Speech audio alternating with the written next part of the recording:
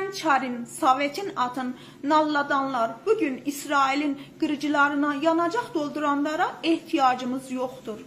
Bir zaman Moskovadan, bugün isə Təl-Əvivdən əmr alan soydaşlar bizə lazım deyir. Bizə deyəndə kimi nəzərdə tutur bu xanım belə əzilə-büzülə danışa-danışa? Bizə deyəndə hər halda özünü nəzərdə tutur və özü kimi farslaşmış qardaşlarımızı yəqin nəzərdə tutur. Bu xanım İranın Səhər televiziyasının əməkdaşıdır. Güney Azərbaycanlı bir soydaşımızdır. Təəssüflər olsun ki, assimilya olunmuş, rejimə xidmət edən farslaşmış bir soydaşımızdır. Və buradan həmin həmkarıma demək istəyirəm ki, soydaşım deyə bilmirəm, çünki yetərincə farslaşıb artıq bir farsa dönübdür. Onu da qeyd edim ki, bunun Güney Azərbaycana aidiyyatı yoxdur. Hər yerin hər zaman yaxşısı da var, pisi də var, hər yerin. Bakının da, Şəkinin də, Gəncənin də, hər yerin.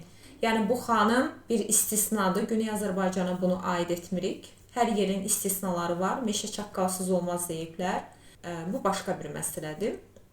Buradan həmin o həmkarıma demək istəyirəm ki, ay mənim həmkarım, sən belə xalq, millət, qardaş dərdi çəkənsənsə, bizi qoyaq bir kənara. Heç olmasa özünüz üçün bir gün ağlayın da. Bax elə o çalışdığınız Səhər televiziyası var. O televiziyada bir sujet çək, bir veriliş hazırla ki, niyə Güney Azərbaycanda 35 milyondan çox bir xalqın ana dilində məktəbi yoxdur? Bu haqda danışın da, niyə danışmırsınız ki? Tehranda yaşayan soydaşlarımız dəfələrlə müsahibə verəndə deyiblər ki, Könül xanım, biz hətta Tehranda avtobusda bir sürücüyə belə, biz türkcə nəsə deyəndə sürücü bizə qayıdıb cavab verir ki, adam dilində danışın. Niyə bu qədər təhqir olunursunuz, buna susursunuz? Nəyə görə? Niyə soydaşlarımız öz övladlarına türk adlarını qoya bilmirlər? Oradan Bakıya, Azərbaycan Respublikasına trip atmaqdansa, söz atmaqdansa, oturun öz dərdinizi çəkin, öz dərdinizə aid, öz problemlərinizə aid bir çıxışlar edin, bir çağırışlar edin, qeyrətiniz varsa.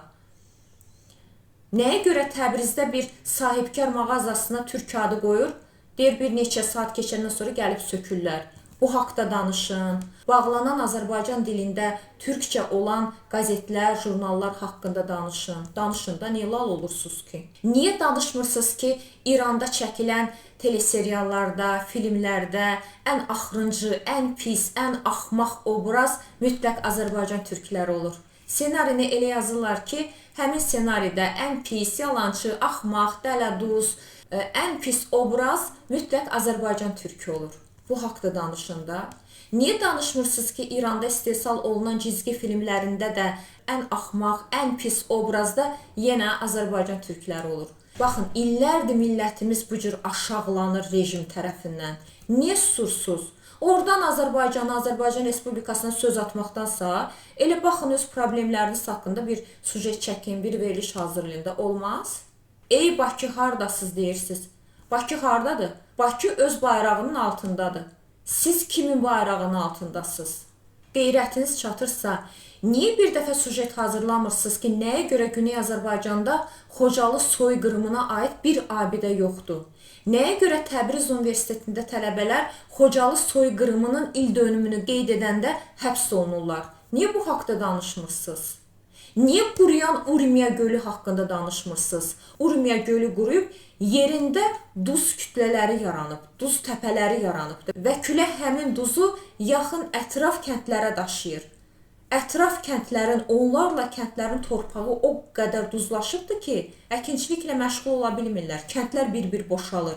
Niyə bu haqda danışmırsınız? Belə qeyrətiniz varsa, belə millət dərdi çəkənsinizsə, belə qardaş dərdi çəkənsinizsə, niyə danışmırsınız bu haqda?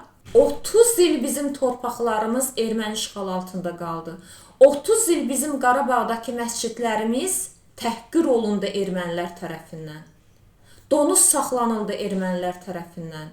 İşğal olunmuş Qarabağ torpaqlarını İranlılar ermənilərdən pulla arendaya alıb istifadə edirdilər. Belə şərəfsizliyə bəs necə susurdunuz? Biz bir dəfə buna görə incidikmi Güney Azərbaycandan? İncimədik. Tək-tək belə şərəfsiz olanlar var. Hər yerin pisi də var, yaxşısı da var. Göz yumduq, keçdik. Başqa dövlətin tərkibində yaşayırlar. Əlləri, qolları bağlıdır dedik. İndi ikidə bir, ey Azərbaycan Respublikası, ey Bakıdakı qardaşlarımız, siz necə qardaşsınız, necə qardaşıq ki? Rəsmi Bakı sizə nə edə bilər ki, siz başqa bir dövlətin bayrağı altında yaşayırsınız? Və onu da qeyd edim, belə danışanda da mütləq yazanlar olur ki, Güney Azərbaycanda bizim milyonlarla bizim soydaşımız var. Siz necə razısınız o yerlərin bombalanmasına? Əzizlərim, kim deyir ki, biz razıyıq Güney Azərbaycan bombalansın? Hansı Azərbaycan türkü razı olar ki, soydaşı fərqi yoxdur, harada olursa olsun bombalansın? Təbii ki, buna qarşıyıq. Əlbəttə ki, bunu istəmərik. Güney Azərbaycanda bir nəfərin burnunun qanamasını da istəmərik. Ayağına daş dəysin istəmərik. Və bunu da yenə xüsusən vurğulamaq istəyirəm. Bir Azərbaycan Respublikası vətəndaşı olaraq Güney Azərbaycana bomba atılmasının tərəfdarı deyilik. Nəinki Güney Azərbaycana, heç İrana bomba atılmasın, İsrailə bomba atılmasın, Afrikaya bomba atılmasın. Dünyanın heç yerində silah səsləri eşidilməsin. Kaş bu müharibə bir an öncə dursun. Biz Güney Azərbaycanımızı unutmuruq. Siz bizim öz doğma bacımızsınız, öz doğma qardaşımızsınız. İran rejiminin fitnələrinə, hələ İranın səhər televiziyasının fitnələrinə uymayın. Sırf işləri gücləri Azərbaycan Respublikasını qaralamaqdan ibarətdir. Bütün məqsədləri budur.